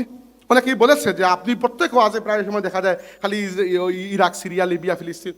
কি করব? রাসূল পাক সাল্লাল্লাহু আলাইহি ওয়াসাল্লামের উম্মাহ আক্রান্ত। আল্লাহর নবী সাল্লাল্লাহু আলাইহি ওয়াসাল্লামকে এক ব্যক্তি এসে বললেন, ইয়া রাসূলুল্লাহ, আপনার কিছু সাহাবী আমাদের সাথে দেন, আমরা অমুক এলাকার মানুষ, তো ওই এলাকায় গিয়ে ইসলামের দাওয়াতে তারা কাজ করবে। তো রাসূলুল্লাহ সাল্লাল্লাহু আলাইহি ওয়াসাল্লাম প্রথম দিকে একটু মনটা চাচ্ছিল না যে সাহাবীদেরকে পাঠাবো ঠিক মতো ইত্যাদি ইত্যাদি। আমি লম্বা ঘটনা, আমি পুরোটা আপনারা হাদিসের কিতাবেও পাবেন। ওই ব্যক্তি এসেছিল নজদ এলাকা থেকে। আল্লাহ নবী সাল্লাল্লাহু আলাইহি ওয়াসাল্লাম বললেন যে নজদের উপর আমার ভরসা নাই, আমি ওই এলাকা আমার সাহাবীদেরকে পাঠাবো না। তো ওই ব্যক্তি বললেন যে আমি জিম্মাদারি নিচ্ছি। রাসূল সাল্লাল্লাহু আলাইহি ওয়াসাল্লাম প্রায় 70-এর উপরে সাহাবাকে পাঠালেন, এবং এই 70-এর উপরের সাহাবা যারা, এরা সবাই আহলে সুফার মানুষ, আল্লাহর রসুলের মেহমান। এরা দরিদ্র, জীবনে আল্লাহ এবং রসুল ছাড়া এদের কেউ নেই। এরা উম্মতের মধ্যে কেকের উপরে যেরকম ক্রিম থাকে না, পুরো উম্মতের উপরে তারা এরকম ক্রিম, এরকম মর্যাদা এদের। এই 70 জন সাহাবীকে বিশ্বাসঘাতকতা করে, প্রতারণা করে, 3-4টা গোত্র ইসলামের উপর প্রতিশোধ নেওয়ার জন্য প্রতারণা করে এদেরকে ডেকে নিয়ে নির্মমভাবে সবাইকে জবাই করে শহীদ করে 69 জন। একজন পালিয়ে এসেছেন, মানে পালিয়ে বলতে খবর দেওয়ার জন্য চলে এসেছেন আল্লাহ নবী সাল্লাল্লাহু আলাইহি ওয়াসাল্লামকে। 69 জন সাহাবাকে একদিনে এক জায়গায় শহীদ করে একটা কূপের মধ্যে ফেলে দিয়েছিল। ওই ঘটনা উহুদ যুদ্ধের পরের ঘটনা, 3য় হিজরিতে আপনারা খুঁজে পাবেন। ওই যে কূপের মধ্যে ফেলেছিল ওই কূপকে বলা হয় আর রাজিয়া। ওই যে সাহাবী যিনি আল্লাহ নবীর কাছে সংবাদ দেওয়ার জন্য আসছিলেন, তিনি আসা লাগে নাই, তিনি আসার আগেই আল্লাহ রাব্বুল আলামিন ওহীর মাধ্যমে জানিয়ে দিয়েছেন, ইয়া রাসূলুল্লাহ এরকম ঘটনা হয়েছে। রাসূল পাক সাল্লাল্লাহু আলাইহি ওয়াসাল্লামের চেহারা মোবারক দেখার মতো ছিল না। আল্লাহর নবী সাল্লাল্লাহু আলাইহি ওয়াসাল্লাম কিভাবে নিজেকে সান্ত্বনা দিচ্ছিলেন, সাহাবায়ে কেরাম আল্লাহ নবী সাল্লাল্লাহু আলাইহি ওয়াসাল্লামের চেহারা দেখে নিজেকে ধরে রাখতে পারছিলেন না। এবং আপনি একবার আল্লাহর রাসূলের কষ্টের কথা চিন্তা করে দেখুন, পুরো এক মাস 5 ওয়াক্তের প্রত্যেকটা ওয়াক্তের নামাজে রাসূলুল্লাহ সাল্লাল্লাহু আলাইহি ওয়াসাল্লাম ওই গোত্রগুলোর উপর বদদুয়া করে কুনুতে নাজিলা পাঠ করেছেন। কি বুঝলাম? উম্মতের প্রতি আল্লাহর রাসূলের মায়া, এই যে কমিটমেন্টের যে বিষয়টা, আমরা কি সত্যি ফিল করি আবু দুয়া খালিদ আল নাবহানের শাহাদতকে? আমরা কি সত্যি ফিল করি রিমের শাহাদতকে? অথবা ফিলিস্তিনের যে কোনো একজন মুসলমান, সে কি আপনার ভাই বোন নয়? Do we really feel that? If we feel, তাহলে আমাদের উম্মার সাথে একটা কানেকশন আছে, নইলে মনে হয় নাই। আর না থাকলে আমরা অন্য পথে চলে যাচ্ছি। অন্তত পক্ষে রুহের যে কানেকশনটা তাদের সাথে আমাদের থাকা প্রয়োজন, দয়া করে এই কানেকশনটা যেন নষ্ট না হয়। আজকের যুগটা কিরকম আপনারা জানেন। রাসূলুল্লাহ সাল্লাল্লাহু আলাইহি ওয়াসাল্লাম বলেছেন, আমি সময় বেশি নিয়ে নিচ্ছি, আর 5 মিনিট শেষ করব। রাসূলুল্লাহ সাল্লাল্লাহু আলাইহি ওয়াসাল্লাম বলেছেন, শুনুন শেষ হাদিস, ইউসিকুল উমামু আন তাদা আলাইকুম কামা তাদা আল আকালাতু ইলা কাশাতিহা। হে আমার উম্মত, অচিরেই, it's just a matter of time, অচিরেই এমন একটা দিন আসবে যখন দুনিয়ার অন্যান্য সব জাতি একত্রিত হয়ে একে অন্যকে দাওয়াত করবে তোমাদেরকে গিলে খাওয়ার জন্য, যেভাবে থালা সাজিয়ে মেহমানকে দাওয়াত করা হয়। বুঝতে পেরেছেন? আমেরিকা ডাকবে ইসরায়েলকে, ইসরায়েল ডাকবে ইন্ডিয়াকে, ইন্ডিয়া ডাকবে আর মায়ানমারকে, এইভাবে। এবং সাহাবায়ে কেরাম অবাক, ইয়া রাসূলুল্লাহ আমরা 313 জন গিয়ে 1000-এর বাহিনীর মোকাবেলা করে পরাজিত করে আসি, আর অচিরেই আমাদের অবস্থা এত খারাপ হবে? সাহাবীদের মনের মধ্যে তো একটাই চিন্তা যে আমরা কি সংখ্যা কমে যাব নাকি? জিজ্ঞেস করলেন, আনাহনু ইয়াউমা ইযিন কিল্লাহ ইয়া রাসূলুল্লাহ, ইয়া রাসূলুল্লাহ আমরা কি সংখ্যায় তখন খুব কম থাকবো? আল্লাহ নবী বলেন, না, বাল আনতুম ইয়াউমা ইযিন কাসীর, তোমরা তখন সংখ্যায় খুব বেশি হবে, সংখ্যায় বেশি হবে। ওয়ালাকিন্নাকুম গুসাউন কা গুসাউস সাইলি, তোমরা সাগরের ঢেউয়ের উপরের ফেনার মতো হয়ে যাবে। এটার ব্যাখ্যা দিচ্ছে আমাদের নবী সাল্লাল্লাহু আলাইহি ওয়াসাল্লামের কথার যে শান এবং যে বালাগাত, যে অলংকার, এটা অসাধারণ। এবং তিনি সাল্লাল্লাহু আলাইহি ওয়াসাল্লাম বলেছেন যে ওয়ালা ইয়ানজাআন্নাল্লাহু ফি কুলুবিকুমুল মাহাবা আও কামা ক্বালা, হাদিসের মতন একটু ভুল হচ্ছে, যে আল্লাহ রাব্বুল আলামিন তোমাদের শত্রুর অন্তর থেকে তোমাদের ব্যাপারে যে মাহাবা ছিল সেটি তুলে নেবেন। মাহাবা মানে কি সেটিও বলছি একটু পরে, হাদিসটা শেষ করি। এবং আল্লাহ তোমাদের অন্তরের মধ্যে ওয়াহান ঢেলে দেবেন। সাহাবীরা বলে, ইয়া রাসূলুল্লাহ ওয়াহান কি? আল্লাহ নবী বললেন যে হুব্বুদ দুনিয়া ওয়া কারাহিয়াতুল মাউত, দুনিয়ার অধিক মহব্বত এবং মৃত্যুকে অধিক ঘৃণা করা। আও কামা ক্বালা সাল্লাল্লাহু আলাইহি ওয়াসাল্লাম। এই হাদিসটি সহিহ এবং এই হাদিসটি সিহাহ সিত্তার মধ্যে, আবু দাউদ সহ অন্যান্য কিতাবের মধ্যে এসেছে। তো আল্লাহ নবী কি বলেছেন? বলেছেন যে অচিরেই একটা দিন আসবে যখন তোমাদেরকে কেউ একা এসে মারবে না, একে অন্যকে দাওয়াত দিবে, আসো সবাই মিলে মুসলমানদেরকে মারি। আজকে আপনি একটু চিন্তা করুন, আমাদের পাশে যে একটা আজদহা সাপ বসে আছে ইন্ডিয়া, তো ইন্ডিয়াতে হিন্দুত্ববাদীদের হাতে, আমি হিন্দুদেরকে টার্গেট করে কথা বলছি না, যেহেতু তারা একটা ধর্মের অনুসারী এবং কোনো ধর্মকে টার্গেট করে খারাপ মন্তব্য করা আমাদের ইসলামী উসুলের বাইরে। আমি হিন্দুদেরকে বলছি না হিন্দুত্ববাদী। হিন্দুত্ববাদ কিন্তু একটা রাজনৈতিক আদর্শ, হিন্দু একটা ধর্ম, হিন্দুত্ববাদ একটা জঙ্গি রাজনৈতিক আদর্শ, সন্ত্রাসী আদর্শ। ওই যে নরেন্দ্র মোদী বা এরা যে আদর্শের, তাদের বিজেপির ভারতে মুসলমানরা কি খুব ভালো আছে? দেখেন না মাঝে মধ্যে যে গরু ফ্রিজে থাকার সন্দেহে মুসলমানদেরকে পিটিয়ে মারা হয়, মানে যাচাইও করা লাগে না, পিটিয়ে প্রথমে মারা হয়, এরপরে দেখা হয় যে আসলে আছে কিনা, কারণ মুসলমানের রক্তের দাম তো নাই, তো মারলে কি না মারলে কি। এরপরে আপনারা দেখেন ইসরায়েল, ইসরায়েলের যে বর্বর হামলা আমরা দেখছি, গত 1 বছর 2-2.5 মাস হয়ে গেল ইহুদিদের পক্ষ থেকে। এরপরে আপনারা দেখেন আমেরিকা, ইউরোপের পক্ষ থেকে, খ্রিস্টান পৃথিবীর পক্ষ থেকে মুসলিম বিশ্বের উপর যে হামলাগুলো, আমেরিকা কি মুসলমানদেরকে মারতে একটু তাকিয়েছে এদিকে ওদিকে, কে সুন্নি কে শিয়া কে ইত্যাদি? ওকে, তো দুনিয়াতে শুধু এটা নয় যে মুসলমানরা মার খাচ্ছে, বরং সবার সম্মিলিত এটাকে শিকার হচ্ছে, তাই না?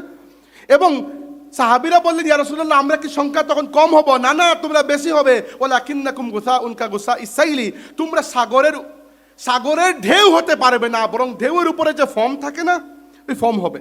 এবার চিন্তা করুন, ঢেউ কিন্তু নাড়াতে পারে, ওয়েভ ক্যান শিফট এনিথিং। ঢেউ কিন্তু জাহাজ উল্টে দিতে পারে, কিন্তু ঢেউয়ের উপরে যে ফেনা থাকে, ওই ফেনা কি কিছু করতে পারে? ও আচ্ছা, ওই ফেনা তো শুধুমাত্র যখন ঢেউটা আছড়ে পড়ে তখনই দেখা যায়। 1 মিনিটের মধ্যে ওই ফেনাটার কোনো অস্তিত্ব থাকে?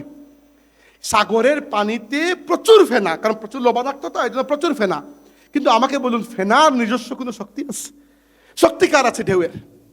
অর্থাৎ আল্লাহ নবী বুঝাচ্ছেন, সুবহানাল্লাহ, রাসূলুল্লাহ সাল্লাল্লাহু আলাইহি ওয়াসাল্লামের কথার অলংকার, তিনি বুঝাচ্ছেন যে আজকে আমার উম্মত যারা ঢেউ হয়ে রোমান এবং পারস্য সাম্রাজ্যকে উল্টে দিচ্ছে, তারা এক সময় ঢেউ আর থাকবে না, ঢেউয়ের উপরের ফেনা হয়ে যাবে। অর্থাৎ সংখ্যায় পরিমাপে তো অনেক বেশি, কিন্তু কাজের কামে কিছুই নাই। আজকে দেখেন, এই পৃথিবীতে প্রত্যেক 5 জনের মধ্যে 1 জন মানুষ মুসলমান, তাই না? আমি বলেছিলাম না 190 কোটি মানুষ, আরো বেশি মুসলমান। রিসেন্ট হিসাব দেখি নাই, 2023-এর হিসাব বলছে 190 কোটি মানুষ মুসলমান। 190 কোটি মুসলমান মিলে গাজার 23 লক্ষ মুসলমানকে কি আমরা রক্ষা করতে পেরেছি? Can we do anything? কিছু করতে পারি? I don't think so. কিছুই করতে পারবো না আমরা বসে সর্বোচ্চ হাহাকার আর আল্লাহর কাছে দোয়া করতে পারি, যেটি আমাদের বড় একটি অস্ত্র, অবশ্যই দোয়া। কিন্তু আমরা যে ফিজিক্যালি কিছু করতে পারবো, কোনো একটা মুসলিম রাষ্ট্রকে দেখে, রাষ্ট্রপ্রধানকে, সরকার প্রধানকে দেখে আপনার কি মনে হয় এদের মধ্যে এই সদিচ্ছা আছে কিছু করতে পারবে? এরদোগানও তো প্রথমে বড় বড় কথা বললেন, করার কাম তো কিছুই করতে পারলেন না। ইরানও তো বড় বড় কথা বললো, পরে দেখা গেল না, ইরানের টার্গেট ইসরায়েল নয়, ইরানের মূল টার্গেট সুন্নিদেরকে মারা। বাদ বাকি কাতার, সৌদি আরবেরা তো মাঝে মধ্যে বিবৃতি দেয়, ওই বিবৃতি তো কিছু করতে পারে না। জাস্ট আল্লাহর নবীর কথার দিকে থাকান, সুবহানাল্লাহ। আমাদের নবী সাল্লাল্লাহু আলাইহি ওয়াসাল্লাম এত চমৎকার কথা উদাহরণ দিয়েছেন যে এই উম্মত একটা ঢেউ আছে, কিন্তু এই ঢেউ থেকে অচিরেই তারা ফেনা হয়ে যাবে, পানির ফেনা, কিছুই করতে পারবে না। এবং আল্লাহ শত্রুর অন্তর থেকে তোমাদের মাহাবা, তোমাদের ব্যাপারে মুসলমানদেরকে দেখে শত্রুদের মনে একটা ভয় তৈরি হয়ে যেত। মুসলমানরা আত্মপরিচয়ে বলিয়ান ছিল। কাদেসিয়ার যুদ্ধের আগের রাতে যখন পারস্যের সেনাপতি রুস্তম ফাররুখজাদ মুসলমানদের সেনাপতিদের মধ্যে অন্যতম একজন সেনাপতি ছিলেন রিবিঈ ইবনে আমির রাদিয়াল্লাহু আনহু, তাকে জিজ্ঞেস করলো যে তোমরা আরবের মেষপালক, পায়ে নাই জুতা, হাতে নাই ভালো একটা তরবারি, কোন সাহসে আমাদের সাথে যুদ্ধ করতে আসলে? আমরা তো তোমাদেরকে পিছিয়ে ফেলবো। তখন খুব টিটকারি করে জিজ্ঞেস করেছিল, তোমরা কারা? আমরা বলি না যে হু আর ইউ, তাই না? হু আর ইউ মানে আপনার পরিচয় জিজ্ঞেস করছে না, হু আর ইউ মানে আপনাকে টিটকারি করছে, তুমি কি আবার? এইভাবে সে টিটকারি করলো, তুই হু আর ইউ, তুমি কে, তোমরা কারা, আর কেন এসেছো, কোন সাহসে এখানে এসেছো? তিনি কখনো বলেন না যে রাজ্য বিজয় করতে এসেছি বা এমনি ইচ্ছা হয়েছে যুদ্ধ করতে চলে এসেছি। তার কাছে ইসলামের পরিচয় এবং উম্মতের পরিচয় ক্লিয়ার ছিল। That's what we want today. তিনি কি জবাব দিয়েছেন? সুবহানাল্লাহিল আযীম। কিয়ামত পর্যন্তের জন্য তিনি আমাদের পরিচয়কে পরিষ্কার করে দিয়েছেন। রিবিঈ ইবনে আমির রাদিয়াল্লাহু আনহু জবাব দিয়েছেন যে তুমি জিজ্ঞেস করেছো আমরা কারা? নাহনু কওমুন বাআসানাল্লাহ, আমরা সেই দল যাদেরকে আল্লাহ তোমাদের জন্য পাঠিয়েছেন। আর তুমি জিজ্ঞেস করেছো আমরা কেন এসেছি? আমরা এসেছি লিনুখরিজাল ইবাদি মিন ইবাদাতিল ইবাদি ইলা ইবাদাতি রাব্বিল ইবাদ, বান্দাকে বান্দার গোলামি থেকে মুক্ত করে বান্দাকে বান্দার রবের গোলামিতে নিয়ে যাওয়ার জন্য আমরা এসেছি। ইসলামের বিশ্ব বিজয় ছিল দুনিয়াকে আল্লাহর অধীনে নিয়ে আসার জন্য, নিজের অধীনে নিয়ে আসার জন্য নয়। যখন থেকে আমরা আমাদের রাষ্ট্র ব্যবস্থা থেকে আল্লাহকে সরিয়ে দিয়েছি, যে তুমি চাও তোমাকে টাইম দেবো, কনসার্টের মধ্যখানে একটু টাইম দেবো, রাগ করো না। যখন থেকে আমরা আমাদের অর্থ ব্যবস্থা থেকে আল্লাহকে সরিয়ে দিয়েছি, যখন থেকে আমরা, বুঝতে পারছেন, মাআযাল্লাহ, আমি টিটকারি করছি না, কিন্তু আর কিভাবে আপনাদেরকে বুঝাবো বলুন? আমরা ইসলামকে সরিয়ে শুধু যে মসজিদের মধ্যে বন্দি করে রেখে দিয়েছি আর কয়েকটা দিবসের মধ্যে বন্দি। মানে আমরা ইসলামকে যেভাবে বন্দি করে রেখেছি এবং এই যে শূন্যস্থান তৈরি হয়েছে, আপনি আপনার জীবন থেকে যখন একটা ফিলোসফি, একটা চিন্তাকে সরাবেন, জায়গাটা তো খালি থাকবে না, অন্য আর একটা চিন্তা আসবে। অন্য চিন্তা এসেছে ভারত থেকে, অন্য চিন্তা এসেছে আমেরিকা থেকে, ইউরোপ থেকে, এসে আমাদের মাইন্ডকে এত কলুষিত করেছে যে আজকে উম্মতের ব্যথায় আমাদেরকে একটু কাঁদতে হলেও কাউকে স্মরণ করিয়ে দিতে হয়, ভাই একটু দোয়া করেন ফিলিস্তিনের মুসলমানদের জন্য। কেন আমরা এরকম হব? 70 জন সাহাবী, 69 জন সাহাবী শহীদ হওয়ার কারণে খুদ মুহাম্মদুর রাসূলুল্লাহ সাল্লাল্লাহু আলাইহি ওয়াসাল্লাম, তার প্রত্যেকটি দোয়া আল্লাহর কাছে কবুল হয়। খুদ তিনি পুরো 1 মাস পুরো 5 ওয়াক্তের নামাজে কুনুতে নাজিরা পড়ে এদের উপর বদদুয়া করেছেন। আমরা কি ফিলিস্তিনি বা সিরিয়ান বা ভারতের বা মায়ানমারের রোহিঙ্গা এই মুসলমানদের জন্য কতদিন আমরা চোখে পানি ঝরিয়েছি বলুন? ঝরানো উচিত। উম্মা কেন্দ্রিক এই চেতনা, এই চিন্তা। আমি বাঙালি, that's not a problem, but the problem is আমার বাঙালি পরিচয় যদি আমার মুসলমান পরিচয়ের উপরে উঠে যায় তাহলে সমস্যা। বুঝতে পেরেছেন? That's the problem.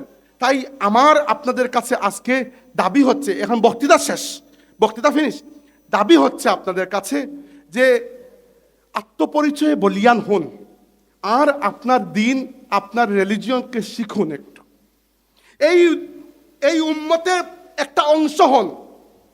Just imagine, কিয়ামতের দিন আপনি আল্লাহর নবীর সামনে দাঁড়িয়ে আছেন, রাসূলুল্লাহ সাল্লাল্লাহু আলাইহি ওয়াসাল্লাম আপনাকে জিজ্ঞেস করলেন যে হয় অমুক, তোর আপনার নাম হচ্ছে ইমরান, আপনাকে জিজ্ঞেস করলেন, হে ইমরান, তুমি আমার দিনের জন্য কি করেছো? কি জবাব দিবেন? যে আমি তো টাইম পাই নাই। এই জবাব দিলে আপনার লজ্জা হবে না?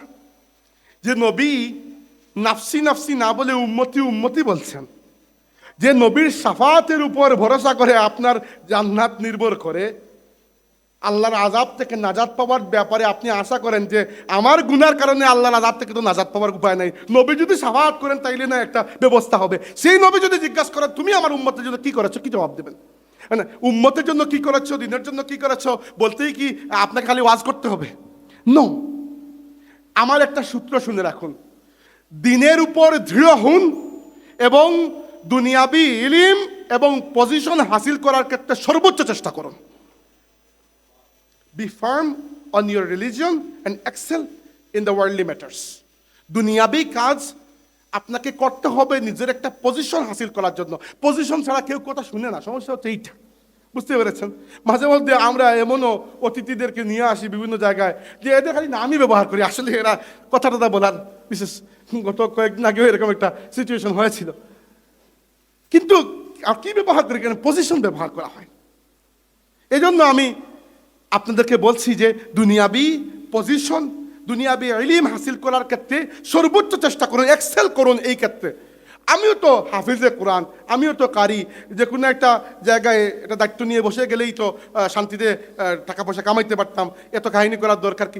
এই জন্য যে আমি ওইগুলোকে ছোট মনে করছি না, খুদা আল্লাহর কসম করে বলছি, আমি বড় মনে করছি সব খিদমতকে। কিন্তু আমি চাই দুনিয়াবি ক্ষেত্রে সর্বোচ্চ ইলম যেভাবে হাসিল করা যায়, আধুনিক থেকে আধুনিক ইলম, যেন আল্লাহর রাসূলের উম্মতের খিদমতটা আমি ভালোভাবে করতে পারি। আপনি ডাক্তার হবেন, জরুরত আছে, আপনি ইঞ্জিনিয়ার হবেন, আমাদের প্রয়োজনে আপনি ইঞ্জিনিয়ার হবেন, আল্লাহর নবীর উম্মতের প্রয়োজনে আপনি ইঞ্জিনিয়ার হবেন, কেন হবেন না? আপনি বহু ভাষাবিদ হবেন, আপনি আইনজীবী হবেন। আমি চাই আপনারা একজন ভালো পুলিশ অফিসার হবেন, আপনারা একজন ভালো আলিম যেভাবে হবেন, এভাবে অন্যান্য ক্ষেত্রেও আপনারা সাইন করবেন। কিন্তু আপনার মূল কানেকশনটা আল্লাহর রাসূলের উম্মতের সাথে থাকতে হবে। আপনার মূল খেদমত পাওয়ার যোগ্য এই পুরো মুসলিম উম্মাহ।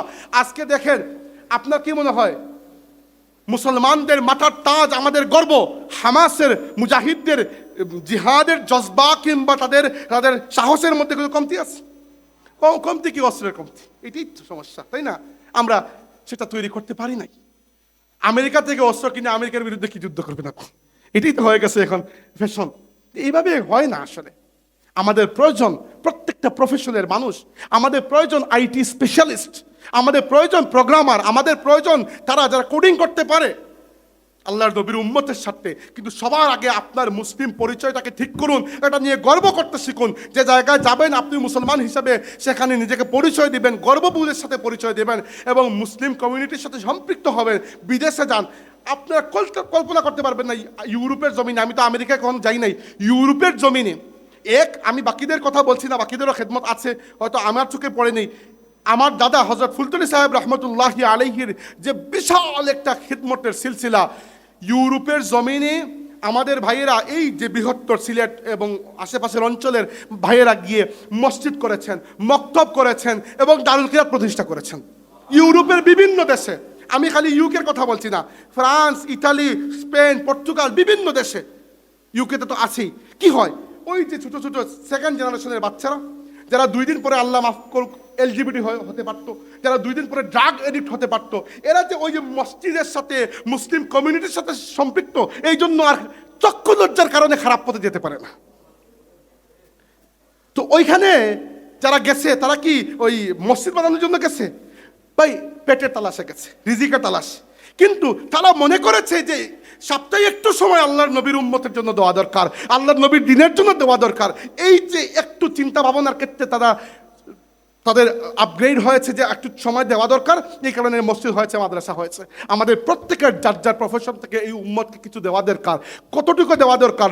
ততটুকু দেওয়া দরকার যতটুকু নিয়ে কিয়ামতের দিন আল্লাহর নবীর সামনে যখন আমরা দাঁড়াবো, তখন তিনি যেন আমাদেরকে দেখে মুচকি হাসেন, আর তার হাসি মুবারক দেখে যেন আমাদের কলিজা ঠান্ডা হয়ে যায়। এইরকম খেদমত এই উম্মতকে আমাদেরকে করে যেতে হবে। আর দ্বিতীয় কথা হচ্ছে, ইসলামকে জানুন, পড়ুন। আপনি অন্য সব কিছু পড়ুন। আমি মূলত মোল্লা, মৌলবী, মৌলানা বা এই টাইপের মানুষ, তো আমার পড়ার বিষয় কি কোরআন হাদিস এগুলা। কিন্তু একই সাথে আমি অন্যান্য শাস্ত্র অধ্যয়ন করেছি, বিশ্বাস করেন। হ্যাঁ, ফিজিক্স কেমিস্ট্রি করি না কেন, তো বুঝবোই না কেন, আমি তো সায়েন্সের ছাত্রই না। কিন্তু বাকি সমাজ বিজ্ঞানের যতটুকু সাবজেক্ট আমার পক্ষে পড়া সম্ভব হয়েছে, ইতিহাস বলুন, বেসিক ভূগোল বলুন, পৌরনীতি, অর্থনীতি, রাষ্ট্রবিজ্ঞান ইত্যাদি। কি জন্য? কারণ দুনিয়াকে পরিচয় করার জন্য এগুলোর প্রয়োজন আছে কি নাই।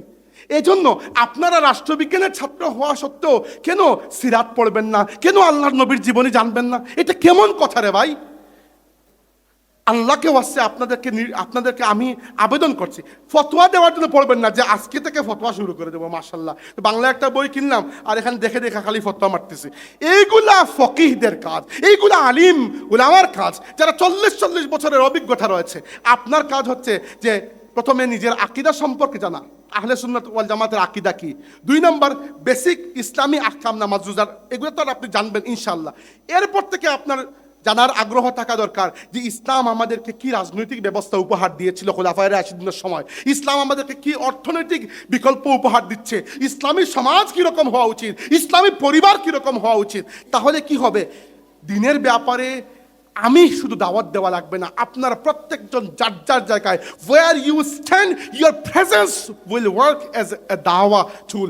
আপনি যেখানে দাঁড়াবেন, আপনার উপস্থিতি ইসলামী দাওয়াত হিসাবে কাজ করবে, আপনার উপস্থিতি ইসলামী দাওয়াত হিসাবে কাজ করবে। বিশ্বাস করুন, ঢাকা বিশ্ববিদ্যালয়ের বিজয় 71 হলের পদ্মা বিল্ডিংয়ের 5002 নম্বর রুমে আমি থাকতাম।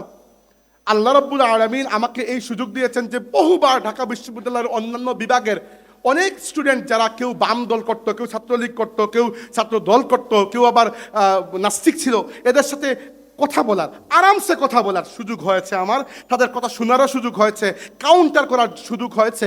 এমন হয়েছে যে বহু অভিযোগ তারা নিয়ে এসেছিল, যখন কথা বলেছে তখন বুঝতে পেরেছে তাদের অভিযোগগুলো মিথ্যা অপবাদ ছাড়া আর কিছুই নয়। কারণ কি, আপনি যদি আল্লাহর দ্বীন সম্পর্কে জানেন এবং আপনার অঙ্গীকার যদি উম্মে আইমানের মতো হয়ে থাকে যে ইসলাম ভালো থাকলে আমি ভালো, আর ইসলাম খারাপ থাকলে আপনি খারাপ, তাহলে যেখানে দাঁড়াবেন আপনি, আপনার উপস্থিতি আল্লাহর দ্বীনের দাওয়াতকে আরো শানিত করবে ইনশাআল্লাহ।